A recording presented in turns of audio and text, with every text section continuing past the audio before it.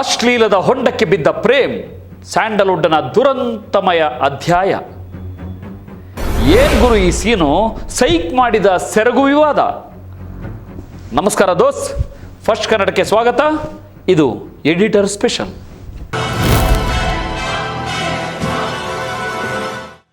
ಕರುನಾಡಿನ ಎಲ್ಲ ಸಿನಿಮಾ ಪ್ರೇಮಿಗಳಿಗೆ ಸ್ವಾಗತ. ಇವತ್ತು ನಾವು ಮಾತಾಡೋಕ್ಕೆ ಹೊರಟಿರೋ ಟಾಪಿಕ್ ಇದೆಯಲ್ಲ, ಅದು ಅಕ್ಷರಶಃ ಇಡೀ ಇಂಡಸ್ಟ್ರಿಯನ್ನೇ ಸೈಕ್ ಮಾಡಿಬಿಟ್ಟಿದೆ.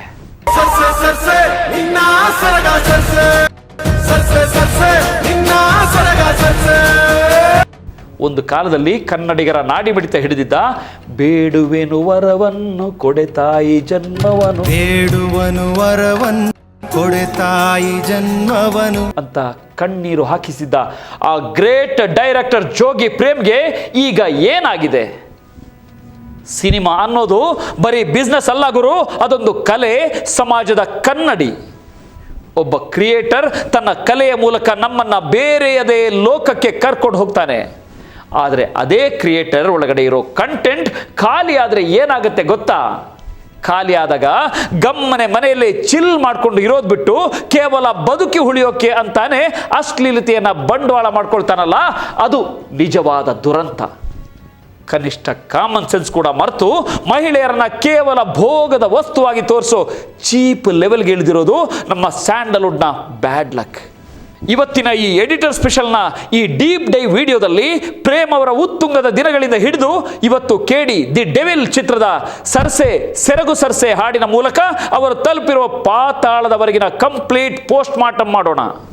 ನಟಿ ನೋರಾ ಫತೇ ಅವರ ಆಕ್ರೋಶ, ರಕೀಬ್ ಆಲಂ ಬಿಚ್ಚಿಟ್ಟ ಸತ್ಯ, ರಕ್ಷಿತಾ ಪ್ರೇಮ್ ಅವರ ಆ ಡಬ್ಬ ಸಮರ್ಥನೆ, ಜೊತೆಗೆ ಉಪೇಂದ್ರ ಮತ್ತು ಮಣಿರತ್ನಂ ಅವರಂತಹ ದಿಗ್ಗಜರು ಸೋತಾಗಲು ಉಳಿಸ್ಕೊಂಡ ಆ ಘನತೆ ಏನು ಅನ್ನೋದನ್ನ ಡಿಕೋಡ್ ಮಾಡೋಣ.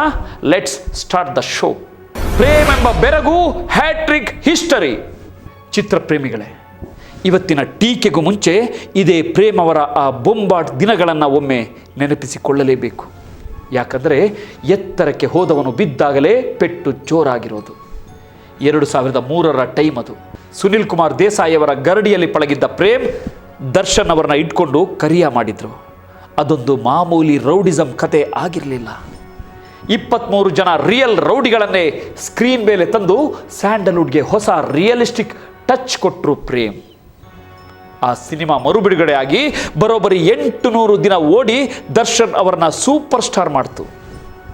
ಅದೇ ವರ್ಷ ಎಕ್ಸ್ಕ್ಯೂಸ್ ಮೀ ರೌಡಿಸಮ್ನಿಂದ ಸೀದಾ ರೊಮ್ಯಾಂಟಿಕ್ ಮ್ಯೂಸಿಕಲ್ ಜಾನರ್ಗೆ ಶಿಫ್ಟ್.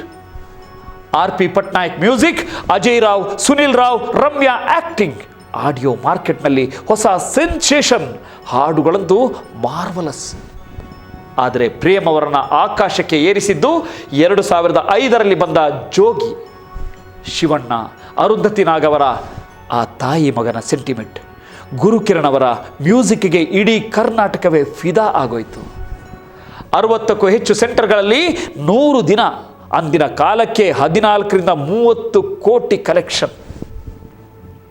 ಈ 3 ಸಿನಿಮಾಗಳನ್ನು ನೋಡಿದ್ರೆ ಪ್ರೇಮ್ ಹತ್ರ ನಿಜವಾದ ಕಂಟೆಂಟ್ ಇತ್ತು, ಮಣ್ಣಿನ ಸೊಗಡಿತ್ತು, ಆಡಿಯನ್ಸ್ ಪಲ್ಸ್ ಗೊತ್ತಿತ್ತು.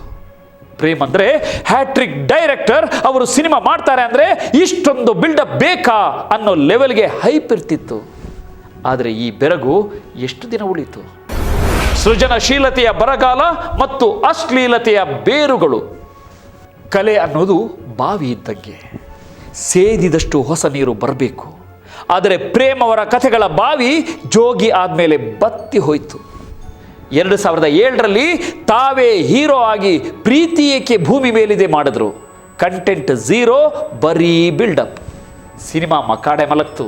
ಆಮೇಲೆ ಬಂದ Raj the showman, Jogayya the villain, ಎಲ್ಲದರಲ್ಲೂ ಬರೀ ಅದ್ದೂರಿ ಮೇಕಿಂಗ್, ಕೋಟಿ ಕೋಟಿ ಬಜೆಟ್, ಪರಭಾಷಾ ನಟಿಯರನ್ನ ತಂದು ಕುಣಿಸೋದು ಬಿಟ್ರೆ ಕಥೆಯಲ್ಲಿ ಜೀವನೇ ಇರಲಿಲ್ಲ. ಇದೇ ಟೈಮ್ನಲ್ಲಿ ಪ್ರೇಮ್ ಅವರು ತಮ್ಮ ಕಲಾತ್ಮಕ ದಿವಾಳಿತನವನ್ನು ಮುಚ್ಚಿಡೋಕೆ ಮಹಿಳೆಯರ ದೇಹ ಪ್ರದರ್ಶನ ಮತ್ತು ಅಶ್ಲೀಲತೆಯ ಮೊರೆ ಹೋದರು. ಇದು ಇವತ್ತು ನಿನ್ನೆ ಶುರುವಾಗಿದ್ದಲ್ಲ ಬಾಸ್, ಒಂದರ್ಥದಲ್ಲಿ ಇದು ಅವರ ಹಳೆಯ ರೋಗ ಕೂಡ. ಕರಿಯ ಸಿನಿಮಾದಲ್ಲಿ ಕೆಂಚಾಲೋ ಮಂಚಾಲೋ ಹಾಡಿನಲ್ಲಿ ಅವಳು ನನಗೆ ಸಿಗದಿದ್ರೆ ಆಸಿಡ್ ಹಾಕುವೆ ಅನ್ನೋ ಲೈನ್ ಇತ್ತು. ಮಹಿಳೆಯರ ಮೇಲಿನ ಆಸಿಡ್ ದಾಳಿಯನ್ನು ವೈಭವೀಕರಿಸೋ ಈ ಲೈನ್ಗೆ ಆಗಲೇ ಮಹಿಳಾ ಆಯೋಗ ವಿರೋಧ ಮಾಡಿತ್ತು. ಜೋಗಿ ಸಿನಿಮಾದ ಬಿನ್ ಲಾಡೆನ್ ನನ್ನ ಮಾವ ಹಾಡಲ್ಲಿ ನೀನು ಗರ್ತಿಯಂಗೆ ಸಿರು ಹಾಕೊಂಡು ಲಾರಿಯಲ್ಲಿ ಕೂತ್ಕೊಂಡಿದ್ರೆ ಯಾರು ನಿನ್ನ ಮೂಸ್ತಾರೆ, ಛತ್ರಿ ಆಟ ಬೇಡವೋ ಅಂತ ಹೆಣ್ಣು ಮಕ್ಕಳನ್ನ ಅತ್ಯಂತ ಕೀಳಾಗಿ ಜಡ್ಜ್ ಮಾಡೋ ಸಾಲುಗಳಿದ್ವು. 2012ರಲ್ಲಿ ಬಿಡುಗಡೆಯಾದ ಪ್ರೇಮಡ್ಡ ಚಿತ್ರದ ಬಸಂತಿ ಹಾಡಂತೂ ಅಸಹ್ಯದ ಪರಮಾವಧಿ.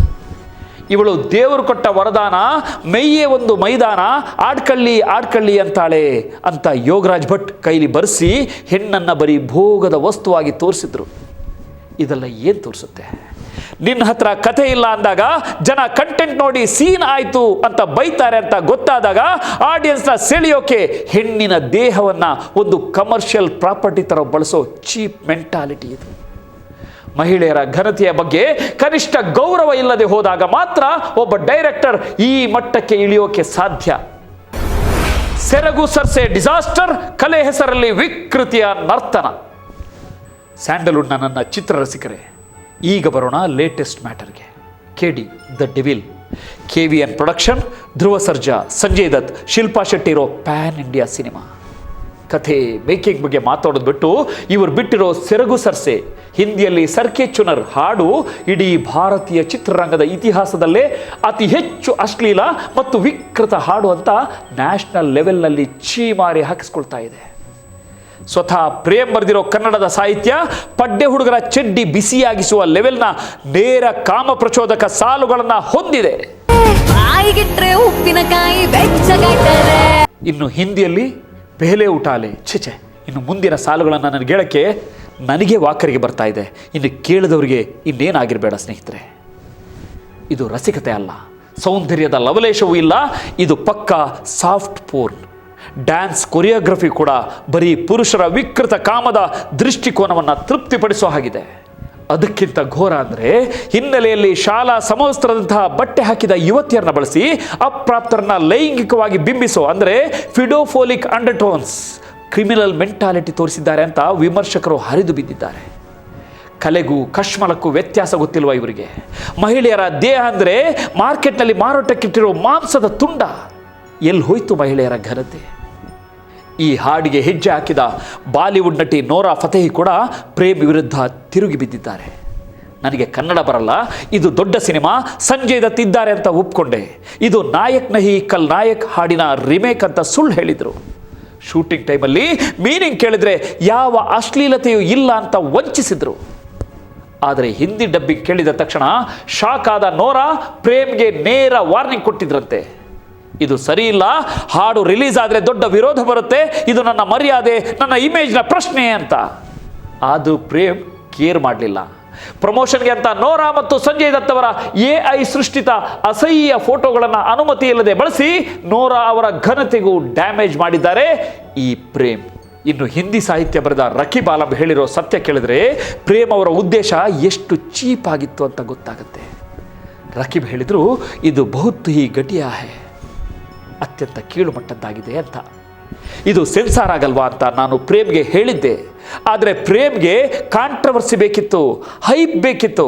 ಯೂಟ್ಯೂಬ್ನಲ್ಲಿ ಮೊದಲು ಬಿಟ್ಟು ವಿವಾದ ಮಾಡೋಣ ಅಂತ ಅವರು ಹಠ ಹಿಡಿದು ಅನುವಾದ ಮಾಡಿಸಿದ್ರು. ನಾನು ದಯವಿಟ್ಟು ನನ್ನ ಹೆಸರು ಹಾಕಬೇಡಿ ಅಂತ ಬೇಡ್ಕೊಂಡು ನನ್ನ ಹೆಸರು ಹಾಕಿದ್ದಾರೆ. ನೋಡಿದ್ರ, ಸಮಾಜ ಏನಾದರೂ ಹಾಳಾಗಲಿ, ಮಹಿಳೆಯರಿಗೆ ಎಷ್ಟಾದರೂ ಅವಮಾನ ಆಗಲಿ, ನನಗೊಂದು ಕಾಂಟ್ರವರ್ಸಿ ಆಗಬೇಕು, ನನ್ನ ಸಿನಿಮಾ ಓಡಬೇಕು ಅನ್ನೋ ಈ ಸ್ವಾರ್ಥಿ ಮನಸ್ಥಿತಿಯನ್ನು ಏನಂತ ಕರೆಯೋಣ? ಇವರನ್ನು ನಾವು ಸೆಲೆಬ್ರಿಟಿ ಡೈರೆಕ್ಟರ್ ಅಂತ ಒಪ್ಕೊಳ್ಬೇಕಾ? ಶುರುವಾಯಿತು ಬಜೆ, ಕಾನೂನಿನ ಕುಣಿಕೆ ಮತ್ತು ಸಾಂಸ್ಥಿಕ ವಿರೋಧ. ಪ್ರೇಮ್ ಅವರ ಈ ಕೀಳು ಗಿಮಿಕ್ಗೆ ಈ ಬಾರಿ ಸರಿಯಾದ ಏಟು ಬಿದ್ದಿದೆ. ಬರೀ ನೆಟ್ಟಿಗರು ಟ್ರೋಲ್ ಮಾಡಿದ್ದಲ್ಲ, ನ್ಯಾಷನಲ್ ಲೆವೆಲ್ನಲ್ಲಿ ಆಕ್ಷನ್ ರಿಯಾಕ್ಷನ್ ಎಲ್ಲವೂ ಶುರುವಾಯಿತು. ದೆಹಲಿಯ ವಕೀಲ ವಿನೀತ್ ಜಿಂದಾಲ್ ಅವರು ಸೈಬರ್ ಸೆಲ್ ಮತ್ತು ಸೆನ್ಸಾರ್ ಮಂಡಳಿಗೆ CBFC ಕ್ರಿಮಿನಲ್ ದೂರು ದಾಖಲಿಸಿದ್ರು. ಭಾರತೀಯ ನ್ಯಾಯ ಸಂಹಿತೆ BNS ಸೆಕ್ಷನ್ 294 ಸಾರ್ವಜನಿಕ ಅಶ್ಲೀಲತೆ ಮತ್ತು ಪೋಕ್ಸೋ ಕಾಯ್ದೆಯಡಿ ಆಕ್ಷನ್ ತಗೋಬೇಕು ಅಂತ ಆಗ್ರಹಿಸಿದ್ರು. ರಾಷ್ಟ್ರೀಯ ಮಾನವ ಹಕ್ಕುಗಳ ಆಯೋಗ NHRC ಸ್ವಯಂ ಪ್ರೇರಿತ ದೂರು ದಾಖಲಿಸಿಕೊಂಡು ಚಿತ್ರತಂಡಕ್ಕೆ ನೋಟಿಸ್ ಕೊಡ್ತು. ಕರ್ನಾಟಕ ಮತ್ತು ಹರಿಯಾಣದ ಮಹಿಳಾ ಆಯೋಗಗಳು ಕೂಡಲೇ ಈ ಹಾಡನ್ನು ಬ್ಯಾನ್ ಮಾಡಬೇಕು ಅಂತ ಸೆನ್ಸಾರ್ ಮಂಡಳಿಗೆ ಪತ್ರ ಬರೆದು ಅಖಿಲ ಭಾರತೀಯ ಸಿನಿ ಕಾರ್ಮಿಕರ ಸಂಘ AICWA ನಿರ್ಮಾಪಕರ ವಿರುದ್ಧವೇ FIR ಹಾಕೋಕೆ ಒತ್ತಾಯಿಸಿತು. ಮ್ಯಾಟ್ರ್ ಎಲ್ಲಿಗೋಯ್ತು ಅಂದರೆ ಲೋಕಸಭೆಯಲ್ಲೂ ಚರ್ಚೆ ಆಯಿತು. ಕೇಂದ್ರ ಸಚಿವ ಅಶ್ವಿನಿ ವೈಷ್ಣವ್ ಅವರು ಅಭಿವ್ಯಕ್ತಿ ಸ್ವಾತಂತ್ರ್ಯ ಅಬಾಧಿತವಲ್ಲ, ಸಮಾಜ ಸಂಸ್ಕೃತಿಯ ಚೌಕಟ್ಟಿನಲ್ಲಿರಬೇಕು ಅಂತ ಎಚ್ಚರಿಕೆ ಕೊಟ್ಟರು. ಈ ಎಲ್ಲ ಕಾನೂನು ಸಂಕಷ್ಟ, ನ್ಯಾಷನಲ್ ಲೆವೆಲ್ ಮಾನಹಾನಿಯ ನಂತರ ಬೇರೆ ದಾರಿ ಇಲ್ಲದೆ ಯೂಟ್ಯೂಬ್ನಿಂದ ಹಿಂದಿ ಮತ್ತು ಕನ್ನಡದ ಹಾಡನ್ನು ಚಿತ್ರತಂಡ ಡಿಲೀಟ್ ಮಾಡ್ತು. ಇದು ಕಲೆಗೆ ಸಿಕ್ಕ ಮರ್ಯಾದೆ ಅಲ್ಲ, ಅಶ್ಲೀಲತೆಗೆ ಸಿಕ್ಕ ತಕ್ಕ ಶಾಸ್ತಿ. ರಕ್ಷಿತಾ ಅವರ ಹುಸಿ ಸಮರ್ಥನೆ ಮತ್ತು ಪ್ರೇಮ್ ಅವರ ಕೋನದ ಕಥೆ ಇಷ್ಟೆಲ್ಲ ರಾದ್ಧಾಂತ ಆಗಿ ಇಡೀ ದೇಶವೇ ಉಗಿಯುತ್ತಿರುವಾಗ ಡೈರೆಕ್ಟರ್ ಪ್ರೇಮ್ ಅವರ ಧರ್ಮಪತ್ನಿ ರಕ್ಷಿತಾ ಅವರು ಸಾರಿ ಕೇಳೋದನ್ನು ಬಿಟ್ಟು ಇದನ್ನು ಸಮರ್ಥನೆ ಮಾಡಿಕೊಳ್ಳೋಕೆ ಬಂದಿರೋದು ನಿಜಕ್ಕೂ ಹಾಸ್ಯಾಸ್ಪದ. ರಕ್ಷಿತಾ ಅವರು ಇನ್ಸ್ಟಾಗ್ರಾಮ್ನಲ್ಲಿ ಒಂದು ಪೋಸ್ಟ್ ಹಾಕಿ, ಬಾಲಿವುಡ್ನಲ್ಲಿ ಚೋಲಿ ಕೆ ಪೀಚೆ ಕ್ಯಾ ಹೈ, ಫೀಲಿಂಗ್ಸ್, ಡ್ರೀಮ್ ಮೇಕಪ್ ಅನ್ನೋ ಹಾಡುಗಳು ಬಂದಾಗ ಜನ ಎಂಜಾಯ್ ಮಾಡಿದ್ರು. ಈಗ ಯಾಕೆ ಸೆಲೆಕ್ಟಿವ್ ಔಟ್ರೇಜ್ ಅಂದರೆ ಆಯ್ದ ಆಕ್ರೋಶ, ಒಂದು ಹಾಡಿನಿಂದ ಪ್ರೇಮ್ ಕೆಟ್ಟ ಡೈರೆಕ್ಟರ್ ಆಗ್ತಾರಾ, ಪ್ರಶ್ನಿಸೋ ಹಕ್ಕಿದೆ ಆದರೆ ನಿಂದಿಸೋ ಹಕ್ಕಿಲ್ಲ ಅಂತ ವಾದ ಮಾಡ್ತಿದ್ದಾರೆ. ಹೆಲೋ ರಕ್ಷಿತಾ ಅವರೇ, ನಿಮ್ಮ ವಾಟ್ ಅಬೌಟಿಸಮ್ ಅವರು ಮಾಡಿದ್ರಲ್ಲ ನಾವು ಮಾಡಿದ್ರೆ ತಪ್ಪ ಅನ್ನೋ ಲಾಜಿಕ್ ಇದೆಯಲ್ಲ, ಅದು ಕಂಪ್ಲೀಟ್ ಡಬ್ಬಾ ಲಾಜಿಕ್. ಯಾಕಂದರೆ ಒಂದನೇದು ಸುಭಾಷ್ ಘಾಯ್ ಅವರ ಚೋಲಿ ಕೆ ಪೀಚೆ ಕ್ಯಾ ಹೈ ಹಾಡಲ್ಲಿ ಡಬಲ್ ಮೀನಿಂಗ್ ಇದ್ರೂ ಮಾಧುರಿ ದೀಕ್ಷಿತ್ ಅವರ ನೃತ್ಯ, ಇಳಾ ಅರುಣ್ ಗಾಯನ ಅದನ್ನು ಒಂದು ಕಲಾತ್ಮಕ ಮಿತಿಯಲ್ಲಿ ಇಟ್ಟಿತ್ತು. ಅಲ್ಲಿ ರಸಿಕತೆ ಅಂದರೆ ಸೆನ್ಶುಯಾಲಿಟಿ ಇತ್ತು, ಸೆರಗು ಸರ್ಸೆ ಥರದ ಚೀಪ್ ಪೋನೋಗ್ರಫಿ ಇರಲಿಲ್ಲ. ಎರಡನೇದು, 30 ವರ್ಷದ ಹಿಂದೆ ಸಮಾಜ ಅದನ್ನು ಸಹಿಸಿಕೊಂಡಿದೆ ಅಂತ 2026ರಲ್ಲೂ ಮಹಿಳೆಯರನ್ನ ಮಾರ್ಕೆಟ್ ಸರಕಿನ ಥರ ಬೆತ್ತಲೆ ಮಾಡಿ ತೋರಿಸ್ತೀವಿ ಅಂದರೆ ಒಪ್ಕೊಳ್ಳೋಕ್ಕೆ ಆಗಲ್ಲ. ಪ್ರೇಕ್ಷಕರು ಈಗ ಮೊದಲಿಗಿಂತಲೂ ಪ್ರಬುದ್ಧರಾಗಿದ್ದಾರೆ. ಮೂರನೇದು, ರಕೀಬ್ ಆಲಂ ಹೇಳಿದ ಹಾಗೆ ಇದು ಉದ್ದೇಶಪೂರ್ವಕವಾಗಿ ವಿವಾದ ಸೃಷ್ಟಿಸೋಕೆಂದೇ ಮಾಡಿರೋ ಕ್ರಿಮಿನಲ್ ಕುತಂತ್ರ. ಇದು ಕ್ರಿಯೇಟಿವ್ ಫ್ರೀಡಮ್ ಅಲ್ಲ ರಕ್ಷಿತಾ ಅವರೇ, ಇದು ಕ್ರಿಯೇಟಿವ್ ಫ್ರೀಡಮ್ ಅಲ್ವೇ ಅಲ್ಲ. ಇನ್ನು ನಮ್ಮ ಡೈರೆಕ್ಟರ್ ಪ್ರೇಮ್ ಅವರ ಸಮರ್ಥನೆ ಕೇಳಿ. ಪೂರ್ಣ ವಿಡಿಯೋ ಬರೋ ಮುಂಚೆ ಜಡ್ಜ್ ಮಾಡಬೇಡಿ. ಆಂಗಲ್ ಆಫ್ ವ್ಯೂ ಸರಿಯಾಗಿದ್ರೆ ಇದರಲ್ಲಿ ಅಶ್ಲೀಲತೆ ಕಾಣಲ್ಲ. ಹೆಣ್ಣು ಮಕ್ಕಳು ಇದ್ದಾಗ ಮಾತ್ರ ಜನ ಯಾಕೆ ಕೆಟ್ಟದಾಗಿ ಯೋಚಿಸ್ತಾರೆ ಅಂತ ಕೇಳ್ತಾರೆ. ಅಲ್ಲ ಪ್ರೇಮ್, ಎಣ್ಣೆ ಬಾಟ್ಲಿ ಉಪ್ಪಿನಕಾಯಿ ಕಲ್ಪಿಸ್ಕೊಂಡು ಬರದೆ ಕುತೂಹಲಕ್ಕೆ ಬಾಟಲಿ ಪದ ಕೊನೆಗೆ ಹಾಕಿದೆ ಅಂತ ನೀವು ಹೇಳಿದ್ರೆ ಜನರೇನು ಗೂಬೆಗಳ? ನೀವು ಹೇಳಿದ್ದೆಲ್ಲ ನಂಬ್ತಾರಾ ಅಥವಾ ಕಣ್ಣೆದುರಿಗೆ ಬೆತ್ತಲೆ ದೃಶ್ಯ ಇಟ್ಕೊಂಡು ಅಸಹ್ಯಕರ ಪದಗಳನ್ನು ಹಾಕಿ ಇದಕ್ಕೆ ಪವಿತ್ರವಾದ ಕೋನದಿಂದ ನೋಡಿ ಅಂದರೆ ಹೇಗೆ? ಮಹಿಳೆಯರನ್ನು ಕೀಳಾಗಿ ತೋರಿಸಿ ಅವರ ಇಮೇಜ್ ಹಾಳು ಮಾಡಿ ಮತ್ತೆ ಆಡಿಯನ್ಸ್ ಮೇಲೆ ಗೂಬೆ ಕೂರಿಸೋ ಈ ಗ್ಯಾಸ್ ಲೈಟಿಂಗ್ ತಂತ್ರ ಇದೆಯಲ್ಲ, ಇದು ನಿಮ್ಮ ಬೌದ್ಧಿಕ ದಿವಾಳಿತನದ ಅಸಲಿ ಮುಖ. ಸೋಲಿನಲ್ಲೂ ಘನತೆ, ಮಣಿರತ್ನಂ ಅವರಿಂದ ಕಲಿಯಬೇಕಾದ ಪಾಠ. ಕಲೆ ಅನ್ನೋದು ಖಾಲಿಯಾಗೋದು ಅಥವಾ ಸೃಜನಶೀಲತೆಯ ಬರಗಾಲ ಪ್ರಪಂಚದ ಎಲ್ಲ ಶ್ರೇಷ್ಠ ನಿರ್ದೇಶಕರಿಗೂ ಬರುತ್ತೆ. ಆದರೆ ಆ ಟೈಮಲ್ಲಿ ಅವರು ಹೆಜ್ಜೆ ಇಡೋ ದಾರಿ ಇದೆಯಲ್ಲ, ಅದು ಅವರ ಕ್ಲಾಸ್ ಏನು ಅಂತ ತೋರಿಸುತ್ತೆ. ಪ್ರೇಮ್ ಅವರು ಈ ವಿಚಾರದಲ್ಲಿ ಮಣಿರತ್ನಂ ಅವರನ್ನು ನೋಡಿ ಕಲಿಯೋದು ಬಹಳಷ್ಟಿದೆ. ಮೌನರಾಗಂ ನಾಯಕನ್ ಕೊಟ್ಟ ಮಣಿರತ್ನಂ ಅವರಿಗೂ ಕಡಲ್ ಕಾಟ್ರುವೇಳಿಯಿಡೆ ಟೈಮ್ನಲ್ಲಿ ದೊಡ್ಡ ಸೋಲಾಯಿತು. ಕಥೆಯ ಗ್ರಿಪ್ ತಪ್ತು ಅಂತ ವಿಮರ್ಶೆ ಬಂತು. ಆದರೆ ಮಣಿರತ್ನಂ ಆ ಸೋಲಲ್ಲೂ ತಮ್ಮ ಸೌಂದರ್ಯ ಮೀಮಾಂಸೆಯನ್ನು ಅಂದರೆ ಆಸ್ಥೆಟಿಕ್ಸ್ ಬಿಟ್ಟು ಕೊಡಲಿಲ್ಲ. ಬಾಕ್ಸ್ ಆಫೀಸ್ಗಾಗಿ ದ್ವಂದ್ವಾರ್ಥದ ಲೈನ್ಸ್, ಐಟಮ್ ಡ್ಯಾನ್ಸ್ಗಳನ್ನ ತುರುಕಲಿಲ್ಲ. ಆ ಸೋಲ್ನಲ್ಲೂ ಒಂದು ಘನತೆ ಇತ್ತು, ಡಿಗ್ನಿಟಿ ಇನ್ ಫೇಲ್ಯೂರ್. ಆಮೇಲೆ ಪೊನ್ನಿಯಿನ್ ಸೆಲ್ವನ್ ಮಾಡಿ ಮತ್ತೆ ಗೆದ್ದು ಬಂದರು.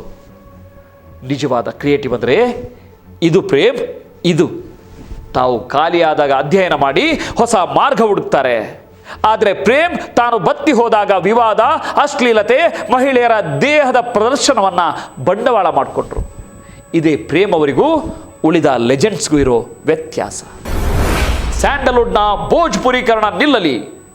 ಕೊನೆಯದಾಗಿ ಹೇಳೋದಿಷ್ಟೇ, ಪ್ರೇಮ್, ನೀವು ಜೋಗಿ ಕರಿಯ ಕೊಟ್ಟಿದ್ದಕ್ಕೆ ಕನ್ನಡಿಗರು ನಿಮ್ಮನ್ನು ಆರಾಧಿಸಿದರು.